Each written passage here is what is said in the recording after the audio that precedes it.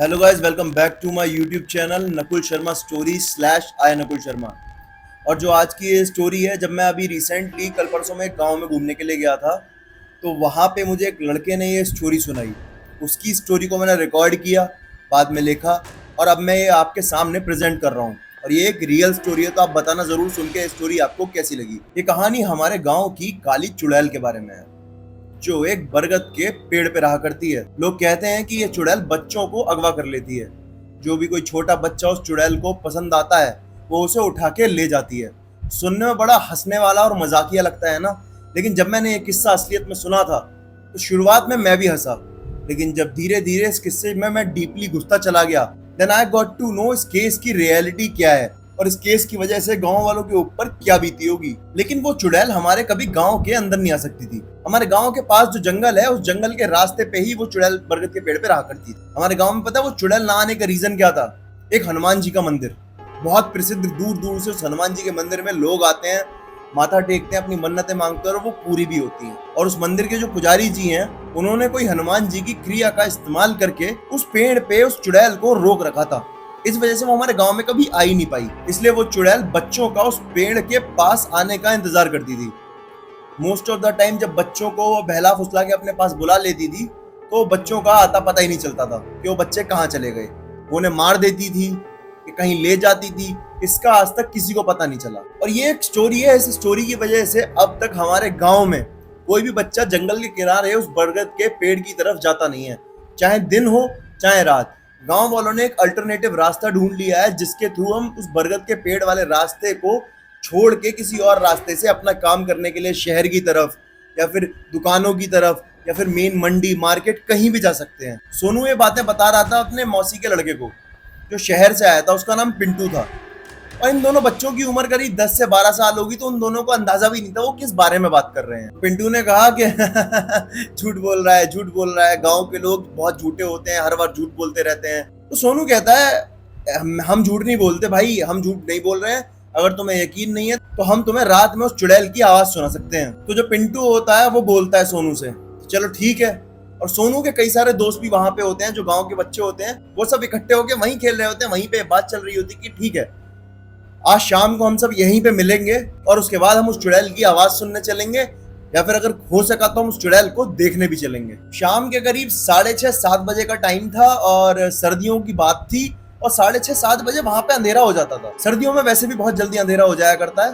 वो सब बच्चे उसी प्लेस पे मिले जहाँ पे उन्होंने ये चीज का डिस्कशन किया था। उसके बाद सोनू बोलता है कि अब तुम्हें चुड़ैल की आवाज सुननी है। गाँव के बच्चों को तो पता होता है कि उस चुड़ैल के बारे में, लेकिन उनको भी घर वालों ने कभी आज तक उस पेड़ की तरफ जाने दिया नहीं था, तो उन्हें पता नहीं होता वो चुड़ैल असलियत में है नहीं है, वो कहानी है क्या है। तो पिंटू कहता है हाँ सुननी है, बिल्कुल सुननी है। तो सोनू कहता है उस चुड़ैल की आवाज यहाँ पे नहीं आएगी, उसकी आवाज आएगी वो गांव के पुराने खंडर में।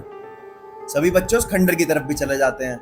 सभी खंडर में पहुंच भी जाते हैं, आवाज सुनने की कोशिश कर रहे होते हैं, लेकिन उन्हें चुड़ैल की आवाज छोड़ो, उन्हें चुड़ैल का चा भी सुनाई नहीं देता। तभी पिंटू बोलता है, मैंने तो पहले ही बोला था, गांव के जो बच्चे होते हैं शहर के लोगों को डराने के लिए फालतू मनगढ़ंत चुड़ैल भूतों की कहानी सुनाते रहते हैं, ऐसा कुछ होता ही नहीं है। तभी सभी बच्चे बोलते हैं कि नहीं नहीं, ऐसा हो ही नहीं सकता। रात में हमने सुना है, उसकी आवाज आती है, वो कहती है कि चलो तुम मेरे पास आओ। उसके हंसने की आवाज आती है, उसके अजीब से सन्नाटे में उसकी एक अजीब सी बिल्कुल डराने वाली आवाज आती है।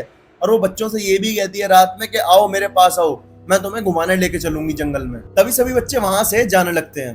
पिंटू भी उनके साथ जा रहा था। ये सब उस खंडर के बाहर निकल रहे थे। पिंटू इनका हंस हंस कर बहुत मजाक उड़ा रहा था। थोड़ा दूर चलते चलते पिंटू हल्का हल्का धीरे धीरे पीछे होने लगता है, और पिंटू को एक आवाज आनी शुरू होती है, जिसमें किसी औरत की हंसने की आवाज होती है। और वो हंसते हंसते बोलती है, सुनो पिंटू मेरे पास आओ, मैं तुम्हें जंगल घुमाने ले जाऊंगी। पिंटू ने जैसे ही आवाज सुनी, उसकी हालत खराब हो गई। वो पसीना पसीना हो गया।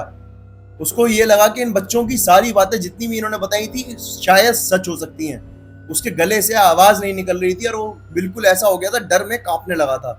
उसने अपने भाई सोनू को आवाज लगाई बड़ी मुश्किल से। तो सोनू पीछे मुड़ के देखता है। देखने के बाद उसके पास भाग के दौड़ के जाता है। सभी बच्चे उसके पास भाग के दौड़ के जाते हैं। उसको देख के समझ जाते हैं कि बहुत डरा हुआ है, कुछ तो हो गया है। तो वो उससे बोलते हैं कि भाई क्या हो गया, क्या कैसे, क्या क्या डरा क्यों है इतना, तू कांप क्यों रहा है? तो वो कहता है मैंने उसको अपना नाम बुलाते हुए सुना। क्या तुमने उसकी आवाज सुनी? वो बोल रही थी कि पिंटू मेरे पास आओ, मैं तुम्हें घुमाने लेके जाऊंगी। सभी बच्चे बोलते हैं नहीं हमने तो कोई आवाज नहीं सुनी। सोनू ये सुन के नीचे जमीन पे बैठ जाता है, वो बहुत डरा हुआ होता है। तभी सब बच्चे कहते हैं कि बेटा हमने तुझको पहले ही कहा था कि चुड़ैल की कहानी सच्ची है, तू ही नहीं मान रहा था। और फिर उसको वो सब मिलके उठाते हैं और कहते हैं चल चल जल्दी यहाँ से चल, कहीं वो चुड़ैल हमें देख ना ले, नहीं तो बहुत दिक्कत हो जाएगी। और अगर किसी गांव के आदमी ने देख लिया, हमारे घर पे किसी ने बोल दिया कि हम इस बरगद के पेड़ की तरफ जा रहे हैं या फिर उस खंडर की तरफ से आए हैं, तो बहुत डांट पड़ेगी और मार भी पड़ेगी। ये सब घर पहुंचने ही वाले थे, तभी सोनू ने पिंटू को शांत किया कि पिंटू भाई शांत हो जा, अगर घर पे पता चल गया मैं तुझे उस तरफ लेके गया हूँ या तूने कुछ सुन लिया तो भाई मौसी भी बहुत मारेंगी और मेरी मम्मी भी बहुत मारेंगी, मेरे पापा भी बहुत मारेंगे। वो अपने घर वालों से बहुत डरा हुआ था। उसने उसको जैसे तैसे समझाया पिंटू को कि भाई मान जा। पिंटू माना, पिंटू घर आया, इन्होंने खाना खाया, ये रात में सो गए। तभी रात में पिंटू की आंख खुलती है और पिंटू को एक आवाज आती है और उसको ऐसा सुनाई देता है कि जैसे कि उसे कोई गली में बाहर बुला रहा है। पिंटू बहुत डरा हुआ था, उसकी हालत खराब हो गई थी, लेकिन ना जाने क्यों उस आवाज ने पिंटू पे कौन सा जादू कर दिया और पिंटू उस आवाज की तरफ खिंचाई चला जा रहा था। वो अपने बेड से उठा, घर से निकला, बिना कोई आवाज करे घर के गेट को खोल के वो गेट के बाहर जैसे ही आया तो उसने अपने सामने देखा कि एक काली कपड़े पहनी हुई लंबी सी औरत उसकी तरफ पीट करके खड़ी हुई है। वो औरत एक अजीब सी धुन गुनगुना रही थी, ऐसा लग रहा था जैसे कोई गाना गाने की कोशिश कर रही है। और पूरे गांव का माहौल एकदम डरावना हो गया था, हर तरफ कोहरा ही कोहरा हो गया था, ऐसा लग रहा था पूरा गांव कोहरे में डूब गया है। आपने देखा होगा जब आप किसी पहाड़ पे जाते हो, उस पहाड़ के नीचे देखते हो तो आपको बादल दिखते होंगे, वो उसके नीचे बीच में गांव दिखते होंगे। पूरे गांव का माहौल ऐसा हो गया था, लेकिन जो कोहरा था वो ऐसा लग रहा था कि बहुत ज्यादा डार्क कोहरा है। पिंटू के जो आसपास का माहौल था उसमें एक अजीब सी उसको गंध आने लगी थी। वो ऐसा सोच रहा था कि माहौल कैसा होता जा रहा है। वो बहुत डरा हुआ था, उसको पता था उसको बहुत डर लग रहा है, लेकिन जब वो सामने औरत को देख रहा था उसका दिमाग प्रोसेस ही नहीं कर पा रहा था कि मेरे साथ हो क्या रहा है। ठंड इतनी ज्यादा बढ़ चुकी थी जैसे कोई मेरे नंगे शरीर पे सुइयां चुभो रहा हो। मुझे अपने आसपास से आवाजें आ रही थी जानवरों की, जैसे कोई भयानक भयानक जानवर मेरे आसपास घूम रहे हो। लेकिन मैंने जब नजरें घुमा के देखी तो वहां पे कोई भी नहीं था। ऐसे डरावने माहौल में अच्छे अच्छे बड़े बड़े लोगों की, हट्टे कट्टे पहलवानों की हालत खराब हो जाए।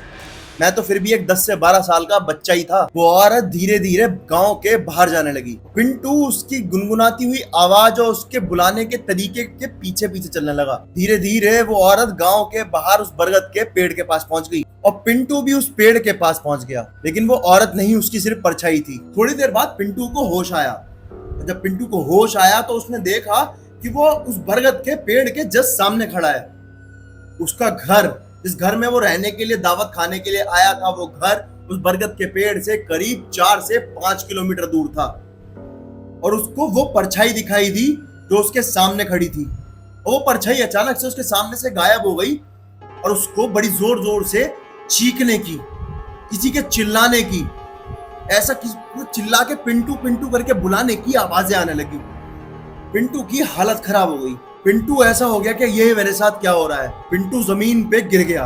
अभी उसने सामने देखा कि बरगद के पेड़ के पीछे से एक कुल्हाड़ी उसके पैरों पे आके गिरती है। उसके पैरों को वो पीछे कर लेता है, कुल्हाड़ी जमीन पे गिरती है, उसके पैरों पे चोट नहीं लगती। फिर एक औरत उसके पीछे से निकल के आती है जिसकी उम्र करीब 90 साल होगी और उस औरत की लंबाई कम से कम 6 फुट 2 इंच या 3 इंच होगी। इतने लंबे तो उसने बेचारे ने आदमी नहीं देखे थे जितनी लंबी उसने पहली बार जीवन में कोई बूढ़ी औरत देखी। उस औरत को देखा और पिंटू ने उस औरत को देखने के बाद उसका डरावना चेहरा, उसके लंबे लंबे नाखून, उसके जले हुए, उसकी जली हुई स्किन, उसको देख के वो बिल्कुल ही मतलब ऐसा हो गया खत्म कि क्या हो गया भाई मेरे साथ। वो औरत ने पिंटू को पकड़ लिया। पिंटू ने खूब भागने की कोशिश करी, खूब कोशिश करी कि मैं कैसे भी इस चपेट से निकल जाऊं, लेकिन उसे समझ में नहीं आया कि मैं इससे अपना पीछा छुड़ाऊं कैसे। उसने पिंटू के चेहरे पे अपना हाथ फिराना शुरू करा। जैसे वो पिंटू के चेहरे पे अपना हाथ फिरा रही थी, उसी समय पिंटू के चेहरे पे एक कट लग गया उसके भारी नाखूनों की वजह से और उसके यहां से खून आने लगा। पिंटू को ऐसा लग रहा था कि आज मेरी जान गई। उस औरत ने पिंटू को बरगद के पेड़ की तरफ फेंका और कुल्हाड़ी उठाई और बड़ी जोर से कुल्हाड़ी उठा के उसकी गर्दन की तरफ चलाया। तभी पिंटू की आंख खुल गई। पिंटू ने देखा कि ये मैं सपना देख रहा था। पिंटू की सांस में सांस आई।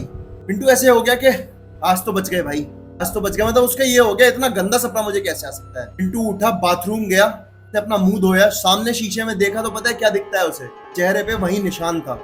कि चेहरे का वो निशान बिल्कुल ताजा था जैसे अभी 2 या 4 घंटे पहले लगा हो। पिंटू समझ नहीं पाया कि मैं वहां से बच के कैसे आ गया, या वो कोई और सपना था, या मेरे किसी और चीज से लग गई, सच्चाई पिंटू को पता चली जब पिंटू अपने घर के लिए वापस जा रहा था। तो जो हनुमान जी का प्रसिद्ध मंदिर था, उसकी माँ और उसके पापा दोनों उस मंदिर में जा रहे थे मत्था टेकने के लिए कि पहले इसमें मत्था टेक लेते हैं फिर अपने घर जाएंगे।